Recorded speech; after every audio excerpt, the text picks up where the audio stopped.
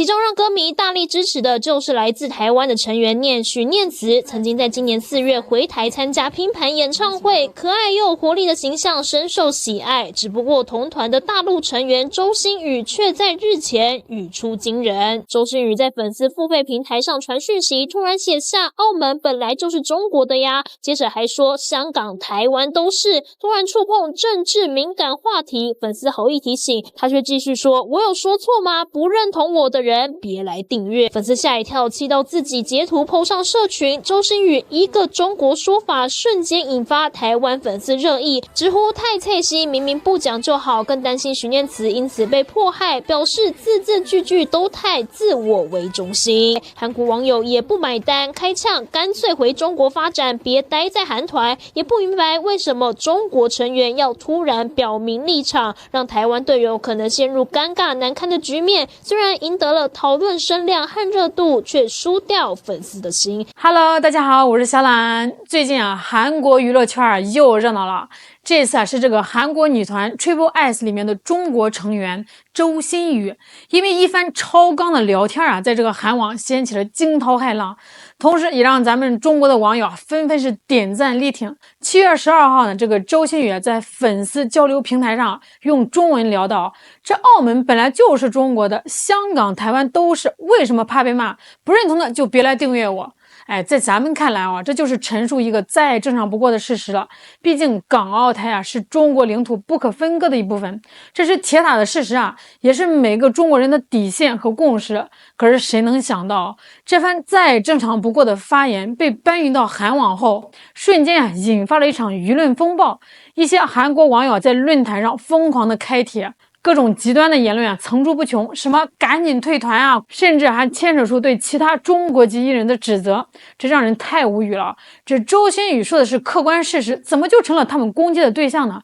仔细看看那些韩国网友给出的理由那简直是荒谬至极这有人说 Triple S 团内还有一位来自中国台湾地区的成员，这周星宇的发言无视队友，但这是什么逻辑这台湾是中国不可分割的一部分，这是不容置疑的呀。这周星宇的发言正是在维护国家统一和领土完整，和队友又有什么冲突呢？难不成因为有这个台湾成员就不能说台湾是中国的了？这简直是滑天下之大稽还有人叫嚷中国籍的艺人无权在韩团谈政治。可这个周星宇维护国家主权，这能叫谈政治吗？这明明是坚守底线是每个有良知的中国人都会做的事我说你这个韩国网民，你们是不是管得太宽了？人家妹子说了个事实，碍着你们啥事这更搞笑的是一部分这个韩国网友一边骂这个周星宇一边又担心他退团回国后会赚到其他队友一辈子都赚不到的钱。我的天哪这韩国网民真的是神经病加精分一边想把人家赶走，一边又怕人家赚大钱。你们到底是想干啥？港澳台跟你们有1毛钱关系吗？我跟你说这种事情还不是第一次了。就在这个2023年，中国成员的宋雨琦在一档韩国综艺节目里说了一句中国台湾，就这么一句普普通通的聊天结果这个节目播出后这个韩国网友就炸了韩国网友表达了很多不一样的看法，认为中国台湾的说法伤害了同在一个韩团的台湾队友，还说什么在韩国挣钱的话看点眼色吧。我说韩国网友你们是不是管得太宽了？这更离谱的是，一些韩国网友不仅对宋雨琦的用词很不满意，还把这个事情扩大到了不要再让中国人出道了这类集体人身攻击层面。这微博热搜的内容被搬到了韩网，又引发了韩国网友们新一轮议论。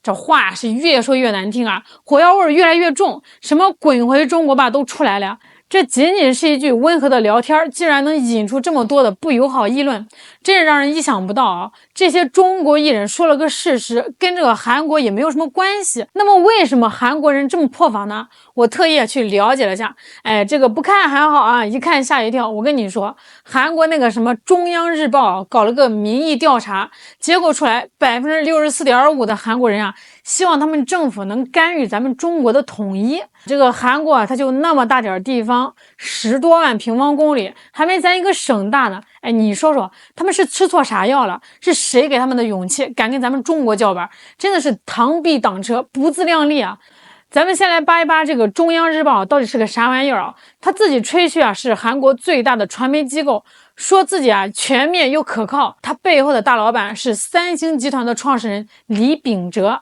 说白了他就是三星的喉舌呀。这韩国人啊真的是从生到死，吃喝拉撒都离不开这三星啊。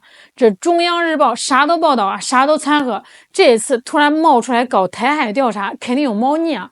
要我说啊，这事儿跟朝鲜也有点关系。2022年啊，这朝鲜不是嗖的射导弹吗？还试射了火星17洲际导弹，能带核弹头的那种啊。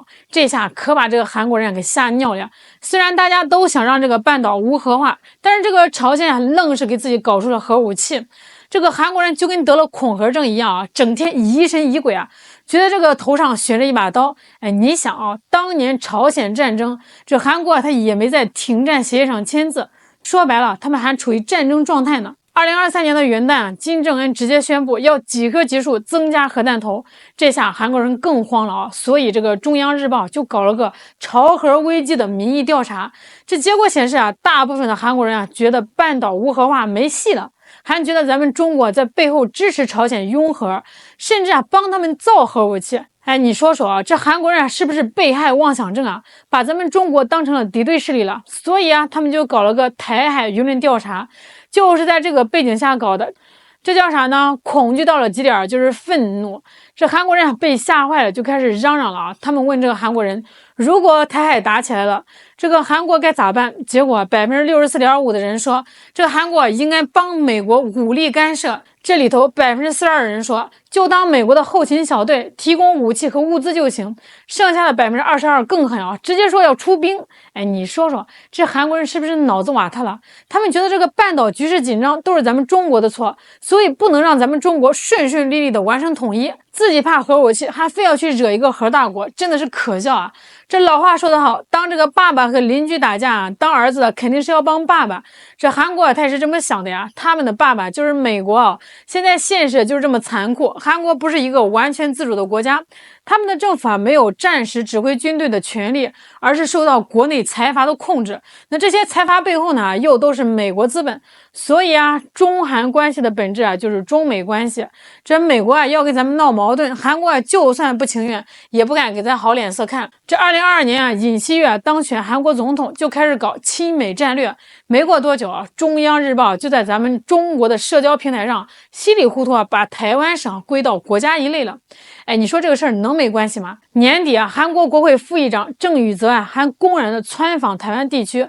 这韩国政府的心思啊，真的是司马昭之心啊，路人皆知啊。2023年，他们更是变本加厉啊！除了美国在政治上的影响，更多的是经济原因。这美国啊，为了缓解通胀，疯狂加息，结果导致韩国的美元外汇大量流出。那为了止损呢，这个韩国也只能跟着加息啊，这对他们国内经济啊产生了很大的负面影响。这韩国是半导体出口大国，但是现在啊行业寒冬，加上这个美国搞限薪令，他们对外贸易出口额大幅下降，相关产业还有被咱们中国取代的迹象。最让他们担心的是啊，韩国的房地产市场也有崩盘的预兆。这一旦泡沫破裂，他们比当年的日本还要惨。这为了稳定经济啊，压制中国产业，韩国只能无奈的选择一边倒战略，希望美国能给他们更多的支持。现在的韩国政府走在一条危险的钢丝上，在他们的刻意引导下，本来就对咱们中国有敌意的韩国民众只会越来越极端。不过话说回来光叫唤没用还得看实力啊。这韩国有没有介入台海的实力？这韩国民众的底气到底有多硬？这韩国人特别有民族自尊心经常在网上跟各国网友对线，因为他们说话特别强硬，所以被大家戏称为网络五常之一。跟现实里的中美俄这些大国并列，韩国人的迷之自信来源于他们对国家实力和韩流文化的认可。这2021年韩国正式被确认为发达国家，这更是点燃了他们的民族热情。调查显示大部分韩国人觉得发达国家这个称号是名副其实，还觉得韩国的大众文化特别优秀。确实过去20年，这个韩流文化在东亚地区掀起了一股风潮，什么电视剧啦、电影啦、综艺节目都吸引了一大批粉丝。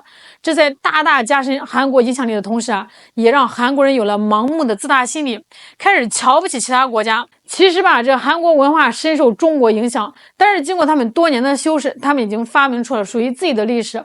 所以啊，对咱这个拥有5000年文化的东方大国啊，不再尊重。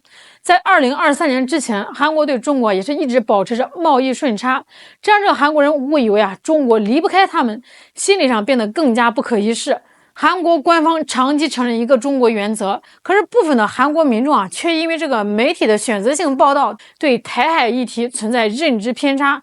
我说韩国人啊，你们长点心吧，好好发展自己的经济，别老想着干涉别人的内政。咱们中国网友的态度十分坚定，清一色的力挺周新宇，这是每个中国人都该有的立场。面对这种原则性问题就应该硬气起来。许多人还跑去订阅他的账号，用实际行动去支持他。在这个国家主权和领土完整问题上，咱们中国人从来都是团结一致，毫不含糊的。这次事件也让我们看到在国际舞台上，中国艺人的一言一行都代表着国家的形象。周新宇用自己的行动给大家做了一个好榜样。在这个娱乐圈看似光鲜亮丽的地方其实也是暗藏着各种复杂的情况。作为这个中国艺人，在海外发展时难免会遇到各种挑战和争议，但是只要坚守国家底线，秉持正确的价值观，就一定能赢得尊重和支持。就像这个周新宇，虽然遭到了韩网的围攻，但是他收获了中国网友满满的支持和赞誉。相信在未来会有更多的中国艺人在国际舞台上勇敢的展现中国风采，传递中国声音。好了，今天视频就到这儿了，我是小懒，我们下期再见。